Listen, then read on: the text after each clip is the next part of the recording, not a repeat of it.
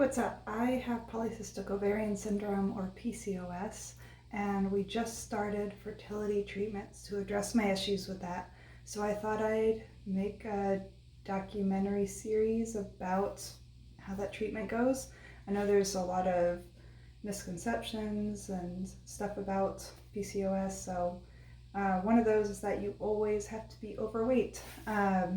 I'm not overweight. I know I'm kind of wearing a shapeless nightshirt right now, but that's never been one of the struggles for me. For me, my main struggles with PCOS have always been really difficult periods. I've been on my current period over a month. They've lasted as long as 3 months before they go back and forth between so light I forget that I'm on them and so heavy I feel like I'm going to throw up or pass out. So yeah, a lot of unpredictability there. And also I haven't used birth control of any kind in like 11 years and have never been pregnant. I thought I was, but it turned out to be something else. So anyways, I'm going to show you what my new doctor recommended to us. I got a few rounds of fertility treatment years ago, but since then I've either been uninsured or underinsured, or it just hasn't been financially viable. So we're finally in the position to do that again. All right, and I'm 32 now. I'm not in my 20s anymore, so this is kind of like, if this time doesn't take, that might be it. I don't know. We do have one adopted daughter, so I think I would learn how to be fine with it if we didn't have a biological child, but I just given it a try. So we got to get my periods under control before I can officially start treatment. So we've got this Provera thing. It's a progesterone hormone that I'm supposed to take for 10 days that I guess will prompt my body to get rid of all the extra lining that needs to come out. I did an ultrasound yesterday in my well woman visit, which I haven't had in years, and found out that, surprise, the cyst on my ovaries are still there, which, obviously, because they don't just go away on their own. So I'm going to set aside one of these to take. I'm going to take this every morning for 10 days. The other thing that I'm taking, which is, over the counter, is this pregnositol. It's a mix of inositol and, myo-inositol and D-chiro-inositol and folate. And I was taking this before, but I kind of stopped because I've had so many like snake oil things marketed to me that I'm really skeptical of everything.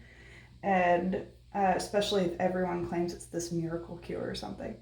But I did talk to my doctor about it yesterday, and she said it was really good and that she loved it and that she recommended it. So that just gave me the confidence to keep doing it, because this thing's like $50, and I was just like, man, I don't want to be taking it if it's not going to do anything. And I'm also really bad about remembering to take medications, because, so I just get one little scoopful a day. Also, I was taking too much of it before. I was taking 2 scoopfuls a day because I thought you had to take more having PCOS, and my doctor told me, no, just take one. So put that in here, dissolve it with some water, and then I'm also going to use that to take my pill. And the greatest thing about this is that it doesn't taste gross. It just has a light, mildly sweet taste. Thumbs up.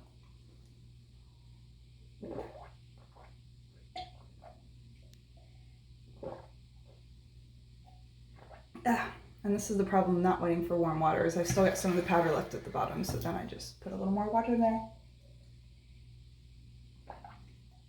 And swish up until it's all gone. After the 10 days of my progesterone, I should have a heavy bleed start. And when that happens, I'm supposed to let my new doctor know. And then they're supposed to start me on a round of a drug called Femara, which is to induce ovulation.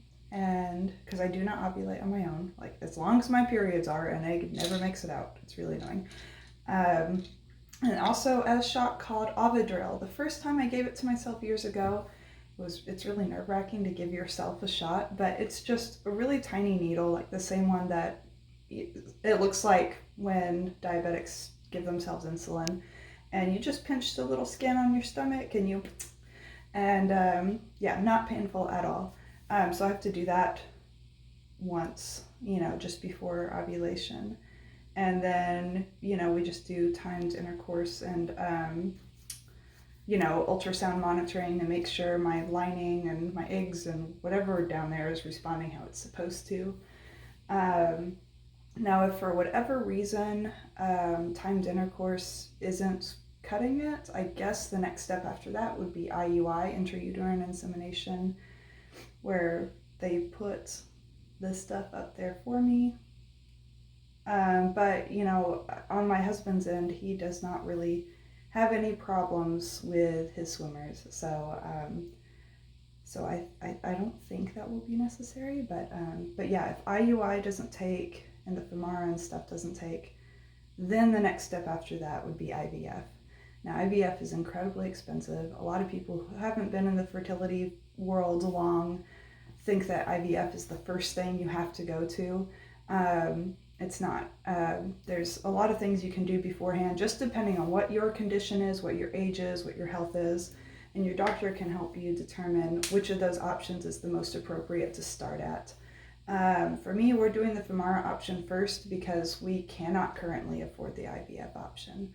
Now, I would be open to doing it, if we could save up, maybe have a payment plan, maybe do a couple of rounds, but ultimately, if it does come down to doing IVF, I'm not sure if we'll pursue it. We already have one adopted child, so we already know what that's like. We might pursue another adoption. Not that adoption is any easier, but with my body, it might be more possible. So that's where we're at. Thanks.